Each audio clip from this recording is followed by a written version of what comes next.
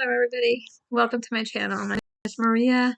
Welcome to Mosaic Maria, and happy Thursday. And we're trucking on in October. It's October 19th today.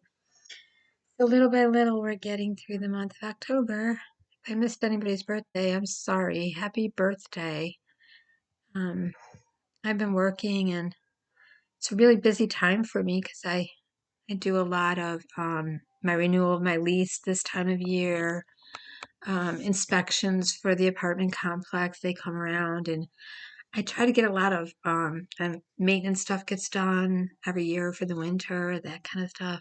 Sort of like winterizing your car. They come around and winterize the house. Get everything done. Well, that just went weird. I was trying to make it lighter in here, but okay. Okay, so I'm just let me get some contrast or something going. All right. So I'm making this little I don't know what it is. This is the back of it. It's kind of got I started following a pattern for a snowflake, of course, because, I gotta make my snowflakes. And this one, I always do up, I can't show you because it would be a copyright, so I can't show you. But I can tell you the name of, well, actually, I can show you a picture, but I can't show you. I can tell you the pattern, but I can't show you the pattern. So it's called the Ariel Snowflake. And that's it. And it is kind of like raised up like that. So what I do, and the pattern is by, wait a minute, I got a new glass case. I broke my glasses. After 10 years of wearing them, I broke them, and my trifocals were crooked. My nose pieces were gone. This was up, and I was kind of wearing them like this, and I was trying to walk around. I was looking through spaces of 3 lines, wondering, why am I seeing floaters everywhere? Why can't I? Why can't I walk? Okay, so this is the best I can do right now. Get my new pair. But this is called Ariel Snowflake times 10. I don't know what that means, but the pattern is designed and written and translated by Irina Maleeva, 2019-2020. All rights reserved to Ira Skabit. Irina Maleeva, Maleeva, and she is on Facebook, and she has by her name Iris. I'm sorry. Instagram is at Iris, IRISKABEAT, and then Facebook is the same. She has a group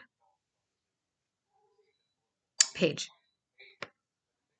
So there's no authorized reproduction, distribution, translation, or making a video tutorial. So I can't do that. But it is allowed to make Ariel snowflakes for sale, but please mention Irina Maleeva or Ira Skabit as the author of the pattern when you publish your work on the internet. The snowflake pattern is based at Ariel Motif pattern. Okay, so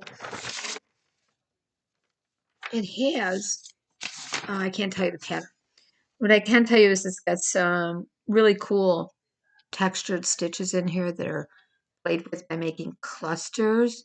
And what I always do, you use a number 10 cotton yarn and a 1.50 millimeter hook, like a steel hook millimeter, and a number 10 cotton. So they're really thin cotton. And you block it, of course, wash it, block it, pin it. So what I do, I'm using a 4.0 needle and some 4 worsted weight yarn, and I'm trying to make it on a big pattern first so that I can get used to the stitches and see how it's developing. I am on row 5 of, how many rows are there? 8.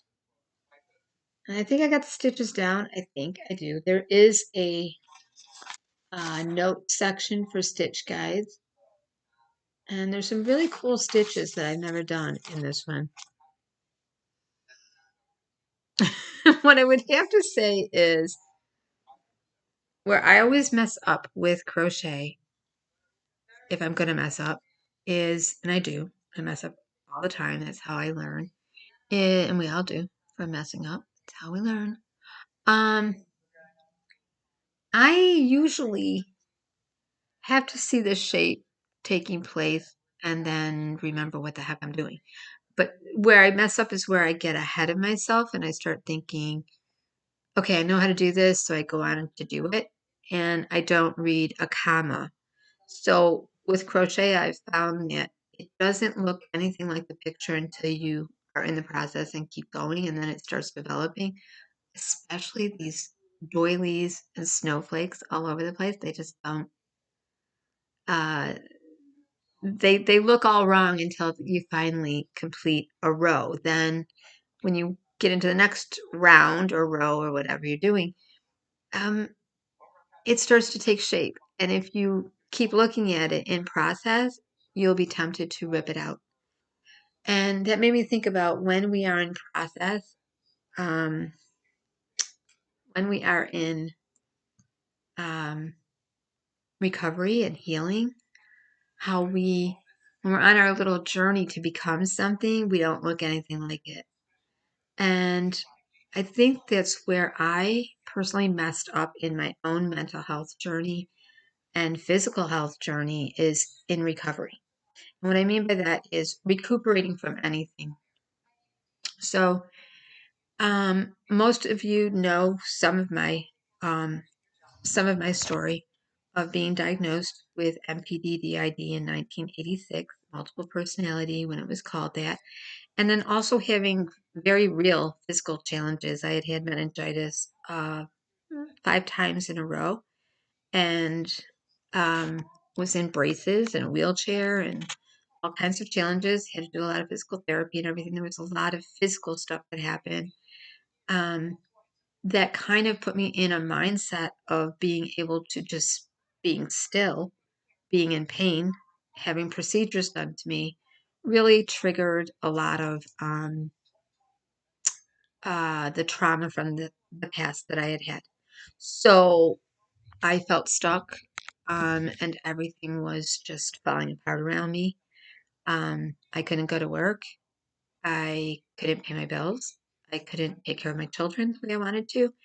And so I went down this whole tunnel of, I would get a little bit physically better, and then I would start to remember something, and then I would get sick again, and then I would get meningitis again, and then I just couldn't, it just wouldn't stop rolling.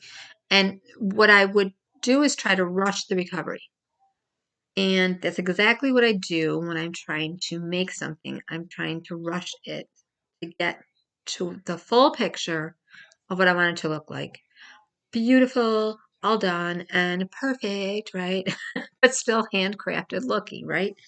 Um, and a lot of times I get hung up on the mistake that I'm making in it, or I just keep unwinding because it doesn't look right. It doesn't look right. It doesn't look like the picture. It does, I keep looking at the picture going, really? Okay, so that's what I did in my recovery for chronic fatigue, for fibromyalgia, for a long time they diagnosed me with lupus, and then they said I had a cousin autoimmune illness to lupus, and all kinds of things. I kept saying, really? Why am I not better yet? Really? But I kept trying too hard. I would not allow myself to just, the doctor said I needed 6 weeks bed rest. How am I going to go do 6 weeks bed rest?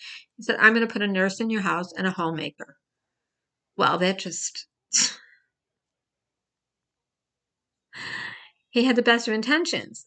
But I had 2 young children, and no, a nurse coming in for 2 hours a day, a homemaker coming in for another 2 hours. It didn't. I wasn't staying in bed, so I couldn't recuperate. All right, so that was physically I couldn't recuperate. Then mentally, I kept getting worse, and you know, it really, you're only as good as you can recuperate. If you can't recover, if you don't give the time to recovery, it really doesn't work. Hang on one second.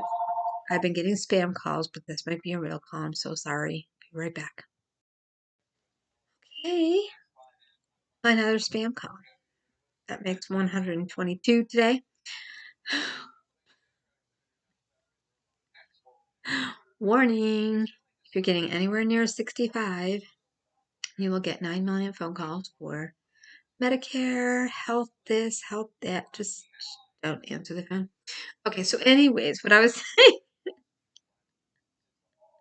like this little snowflake is going to be eventually. I keep looking at it and thinking, I should rip it out. It's not right. That's what I was doing in recovery. In the process of therapy, I was like, I don't think my therapist knows what the hell he's talking about. Oh, well, I better listen to my therapist. He knows better than me. I really I was thinking of some things that I gave complete control over to my doctors.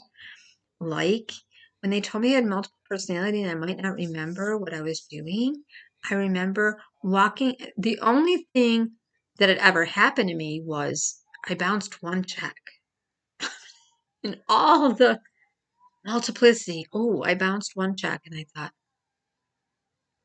I don't remember buying that. So I don't remember adding that on. So if it bounced, it must have been a different personality that bought something because I was being told well, other personas could want to buy something or whatever. I remember giving my checkbook to my therapist and pretty much like going to him and saying, I think I want to buy this today or that today. And him saying, why don't you buy it? And I wasn't giving him my money. I didn't give him, like go take care of my money or anything, but I was like afraid to use my checkbook. And that set up a real pattern with me 30 years ago where I barely will spend $5 on myself. Most of the clothes that I'm wearing, I've had for 30 years. And I just keep my fat clothes on one side of my closet and my skinny clothes on the other. And I just keep rotating them. I am wearing a sweatshirt at bed at night that has holes in it all the way up the sleeves and everything because I'm just afraid to spend. I will spend on other people, but I won't spend on me. It's really weird. And I always go back to that, well, is this me that wants it or is this a different part of me that wants it? It's me. I want some new clothes. I want some new stuff. I went through my makeup today and I was like, holy moly, I've got makeup from 20 years ago still sitting here in a bottle that I'm like, I don't want to get rid of it because someone gave it to me. Stuff like that. I mean, I just holding on to the past, holding on to everything, sentimental, afraid to make a move, staying stuck, and thinking, I'm not there yet. I'm not there yet. But every day I'm getting up and I'm going and I'm doing. So you could get into a mindset where you think, I'm never going to be well enough. But meanwhile, you're running circles around people and you're outworking everyone and you're doing what everyone said you can't do, but you can't recognize it. That's a real mindset problem. And so I've been working on that. And then settling. When I went on disability, I had all these thoughts about my body, what I couldn't do, what I could do. And I wouldn't even challenge my body because I was afraid if I got sick, I wouldn't get better. I was afraid like if I end up in bed again and I'm sitting on a bed making this video and I'm telling you, I hate this bed. I hate this bed. Having to be in this bed and be sick and be in pain. No good thoughts in this bed. I keep this bed. It's a memory of when I got married, when my kids were young. So I keep the bed. And I need a bed. But really?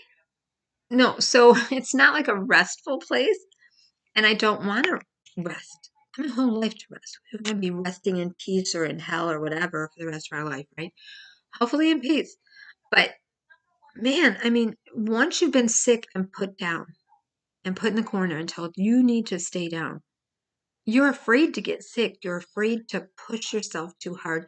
And when I was crocheting this, I was thinking, why do I not like to finish things? I mean, so many things come up for me when I'm knitting and crocheting.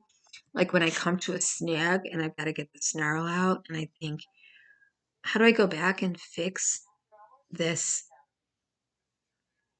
I got to sit here in this mess and undo it and unwind it, and I'm going to be here forever. But unless I unwind it, I'm not going to be able to start again. Or I'll have like 20 things done, but nothing put together and assembled, nothing completed. I do that. Why? Because it's fun to start things.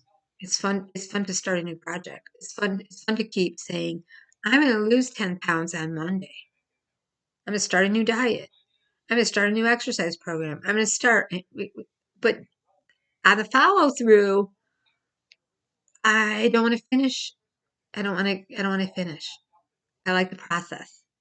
So we can get hung up in the process because we think we won't look like the picture. We can. And I literally stopped on row 5 and I was like,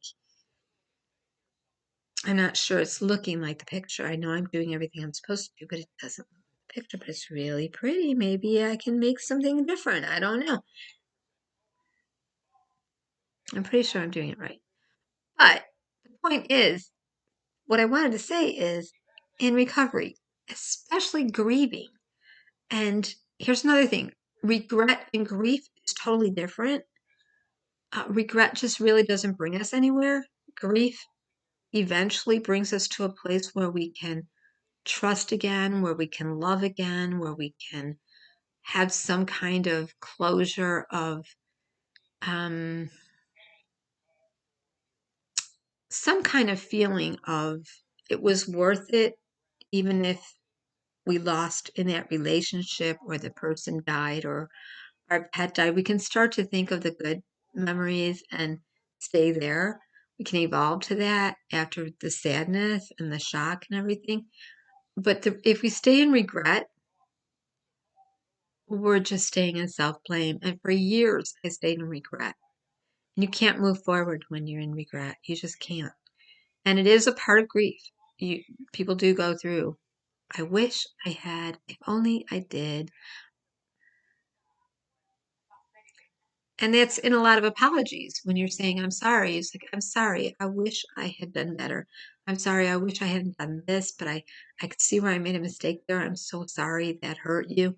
I see that when I'm apologizing to my grown kids, when I have conversations with people, and um, any day, anytime I do anything wrong, I'm like, I could see where I could have done it better. I really messed up. I'm sorry.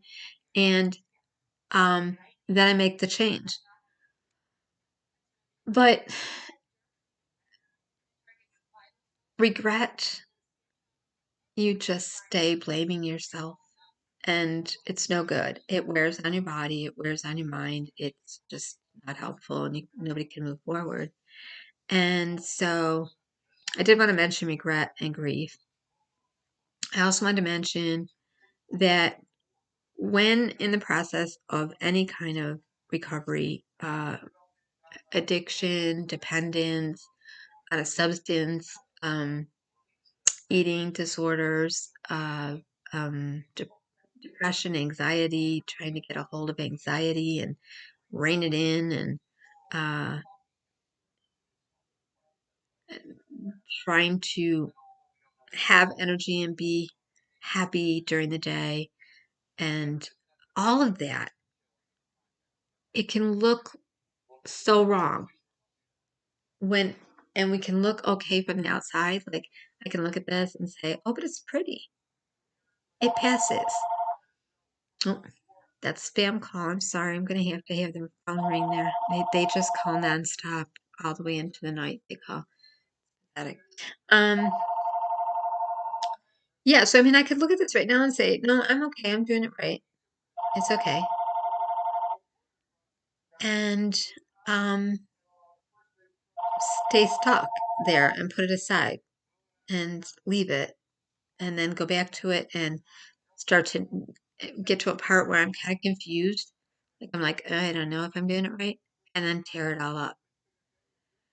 And that kind of is how it is. You're going to have points in any journey in recovery where it doesn't look like it's going in the right direction. It doesn't look like the picture. It doesn't look like wellness. It doesn't look like a better lifestyle. It doesn't look like energy. It doesn't look like the fear is gone. It doesn't look like the anxiety has calmed down. It doesn't look like the panic has gone away. It doesn't look like you're well rested or at peace. It doesn't look like you're happy or joyful. It doesn't look like any of the things that you are becoming. You're not there yet, but you are some kind of beautiful. You are in process. And I think of being on the potter's wheel of God, just just saying, here, I'm clay in your hands, and I'm gonna just sit here and let you rework me. And I'm willing to bend and go where you want me to go, and twist and turn, and just be here and go, and or just be still and let you do it. Um, so it is going back to the potter's wheel, and also just being in process. And when something is becoming a creation and beautiful and a new thing, it doesn't look pretty. It doesn't look happy. It doesn't look like you're not there yet, but you're going somewhere. So I just wanted to encourage people.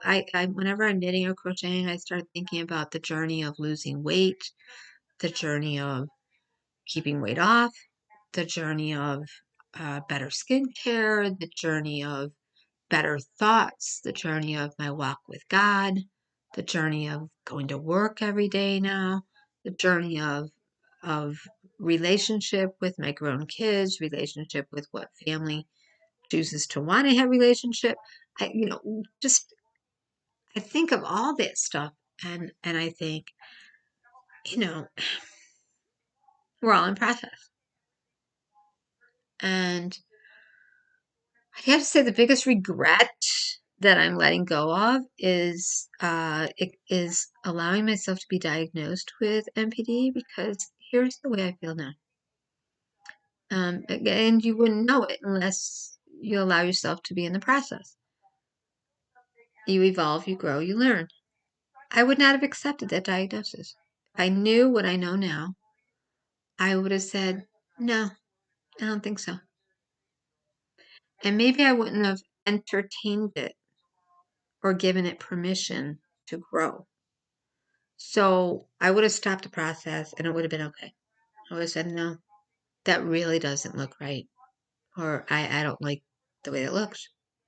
So no, I would have started ripping out.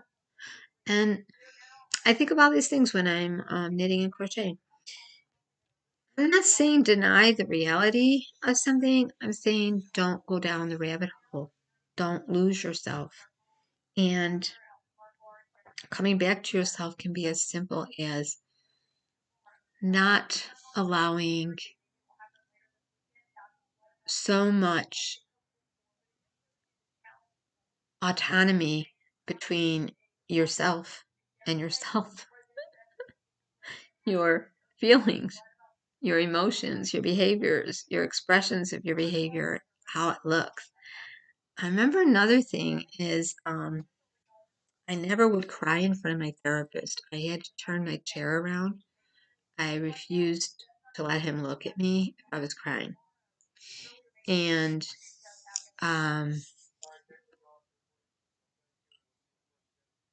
I just couldn't be comforted in that way. I couldn't cry. And we never really addressed the not being able to cry in front of anyone. And I still don't. I might tear up and start to whimper at a funeral or something.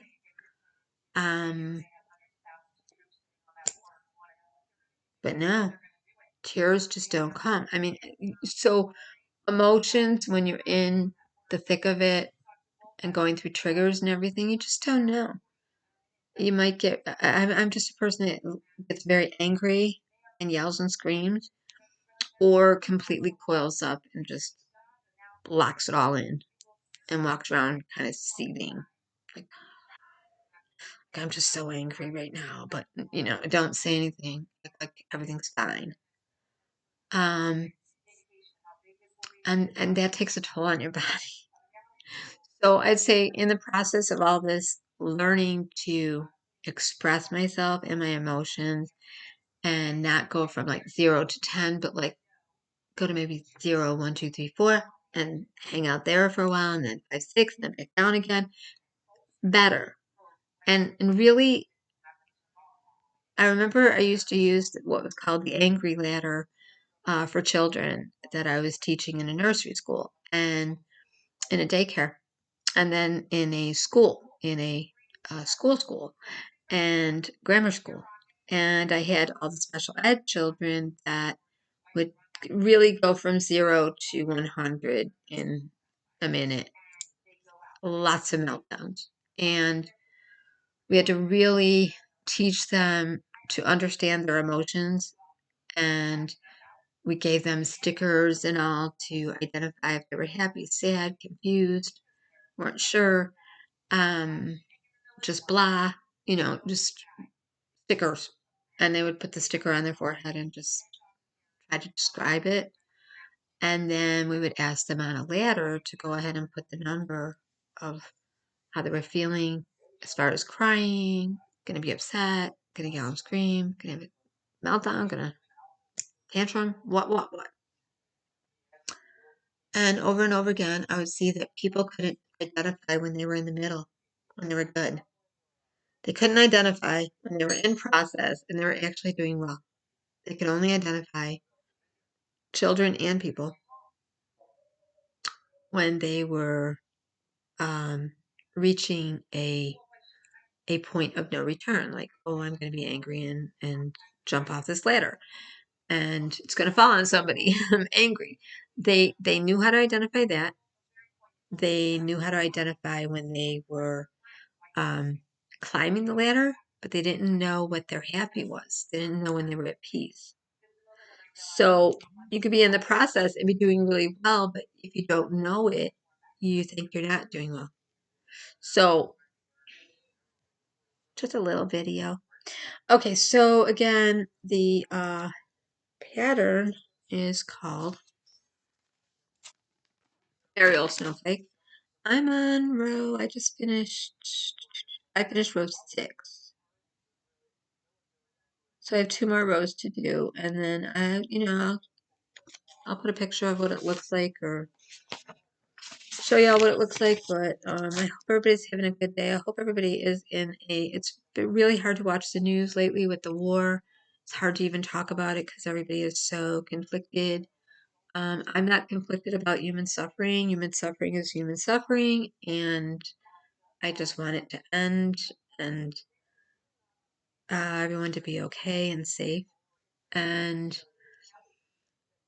so I'm taking breaks from news. I've got it on in the background now, but I'm taking breaks from it because it really just doesn't go well with me. I've been hanging out with pop culture news a little bit more when I'm home, but I've been really busy.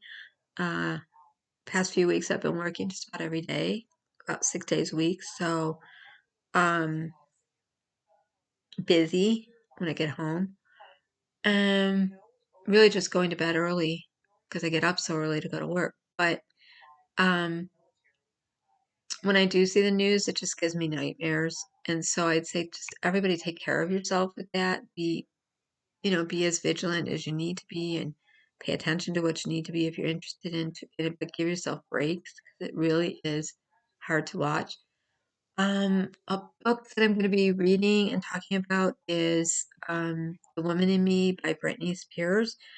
I did pre-order, and that's one thing I bought for myself that I'm just really excited about. I will always buy books for myself, and but I won't buy like things that I think are shallow, kind of, I guess.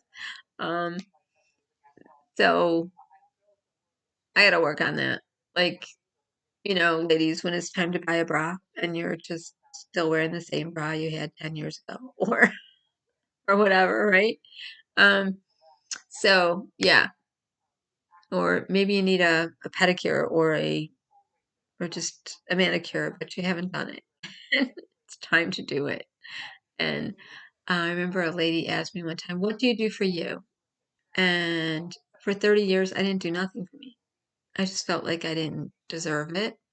I felt like when you go to school and you go home sick and then you have to go to bed, you don't dare get up because you're home from school sick. So you can't go out in the living room, you can't watch TV, you can't ask for something to eat, you can't play with the other kids because you're sick. So you're home from school, you're sick, get in your bed, be sick, that's what you are. I felt like that for 30 years. Like I can't go live unless I'm invited to like a family thing or whatever. I really can't go do because I'm on disability and I'm sick and someone else is taking care of my kids right now. So and they're like in their 40s now, but during that time period, I felt like, well, I can't because they're so I didn't. I just stood still. And lately I've just been just tearing it all down, looking through everything in my home that I held on to, and I saw that I was very stuck in the past, very stuck. I had my daughter's Barbie doll, my son's what do you call those Matchbox cars, um, things that I held on to during that time period that they were playing with, that they're little storybooks, the little Jesus storybooks, and Davy and not Davy and Goliath, yeah, David and Goliath and Mary Abraham and all the just all those things. I held on to all those things.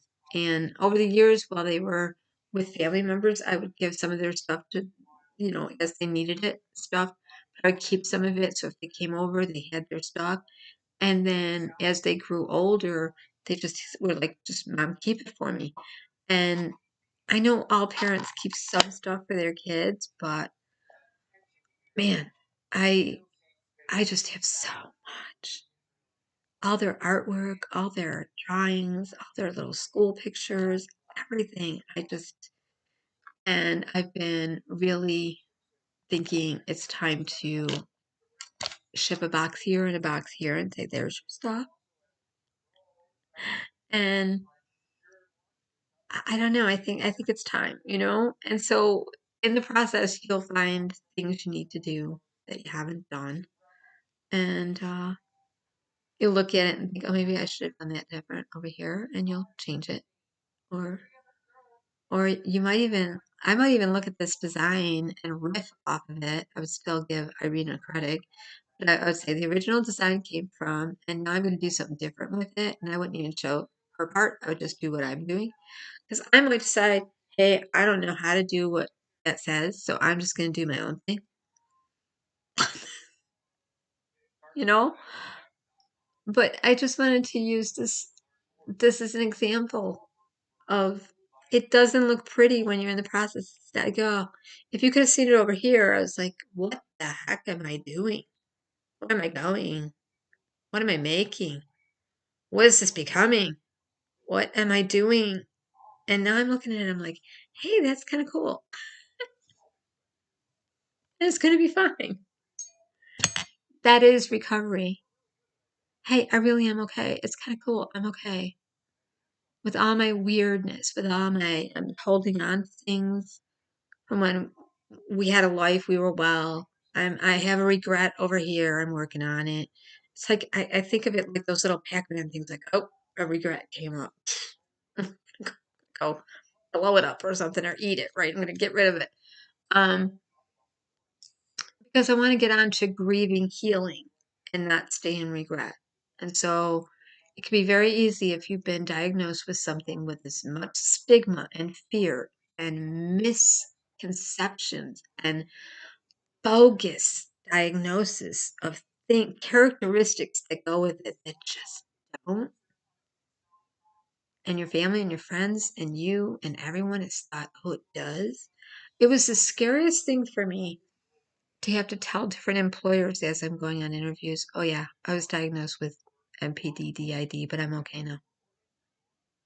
So many people would be like, "Isn't that like that thing on TV?" But like, oh yeah, now they call it TID. People are more easily, they understand it more now. Um, but when I was first diagnosed, it was like, oh my God, there's just no life for you. You're just over with. That's it. Throw you away. You're done. I mean, unless you miraculously integrated with your therapist, you're going to have a lifelong crazy train. And it's not that way. So don't put yourself through that, okay? If you are going through a diagnosis of DID, don't. Complex post traumatic stress, don't. Anxiety, free floating anxiety with panic attacks. Sometimes there isn't a big bad monster or a big bad trauma. Sometimes you just got free floating anxiety. It's true. Okay, so have a nice day, everyone. I will get back to you and let you know what this turns out to be. Right now, it's just kind of making me want to put my glasses back on. Okay, I was all over the place in a bag of chips there, and said I'd do a video, so I did a video. Have a nice day. Thanks if you hung in and watched. Bye bye.